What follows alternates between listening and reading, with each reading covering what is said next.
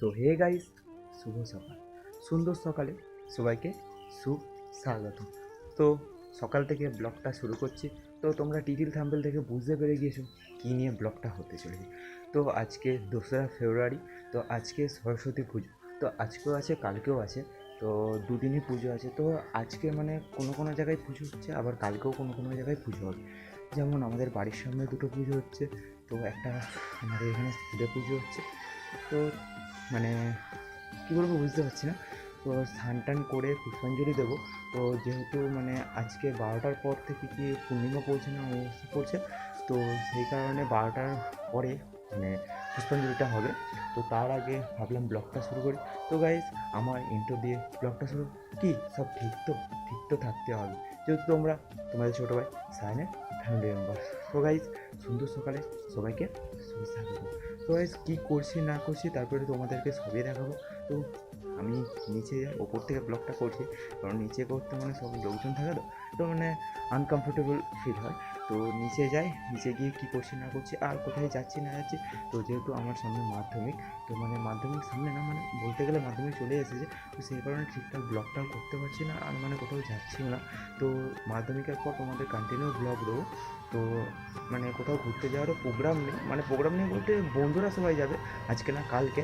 তোকে যেহেতু আমাদের স্কুলে কালকে পুজো, সেই কারণে কালকে সব বন্ধুরা বেরোবে, তো তারা কালকে যাবে ঘুরতে কোথায়। তো আমি বললাম আমি যাবো না, যেহেতু আমার মাধ্যমিক আছে, তো সেই কারণে আমি কোথাও যাচ্ছি না। আর যদি টুকটাক এখানে সেখানে যাই সেটাও তোমাদেরকে দেখাবো। তো গাইস, আমি নিজে যাই, তারপরে তোমাদের সঙ্গে আবার কথা হচ্ছে। তো গাইস, সকালের মানে কুয়াশার ভিউটা দেখো। তখন বাজে 8:30, মানে 9টা বাজে। তো তখনও কীরকম কুয়াশা তোমরা দেখো, মানে দেখতেও খুব সুন্দর লাগছে। আর কতটা কুয়াশা তোমরা দেখো শুধু। 5 minutes later. তো গাইস, তারপরে বাড়িতে ছিলাম, বাড়িতে থাকতে থাকতে একটুখানি এইদিকে মানে আমাদের বাড়ির সামনে দিয়েই যে রোডটা, একটু ঘুরতে ঘুরতে আসলাম। তারপরে আমি যেখানে পড়তে যাই, তো সেইখানে ঠাকুরটা আসবে, তো বন্ধুরা কল করেছিল যে ঠাকুরটা আনতে যাবো। তো তারপরে যাবো বাড়িতে, সাইকেলটা নেবো, তারপরে ওখান থেকে সব বন্ধু মিলে আমরা ঠাকুরটা আনতে যাবো। তো ঠাকুরটা আনতে যাই, যেতে যেতে ডাইরেক্ট তোমাদের সঙ্গে আবার কথা হচ্ছে।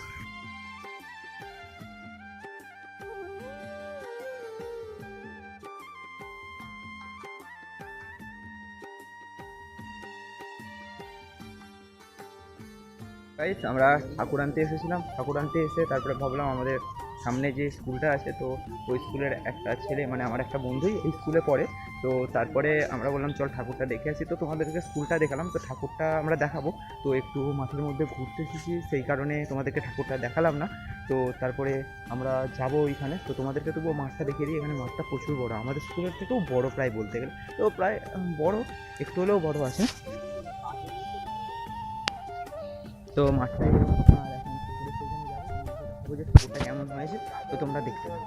তো গাইস, ঠাকুর আনতে গিয়েছিলাম, ঠাকুর আরে আনা হয়ে গেল।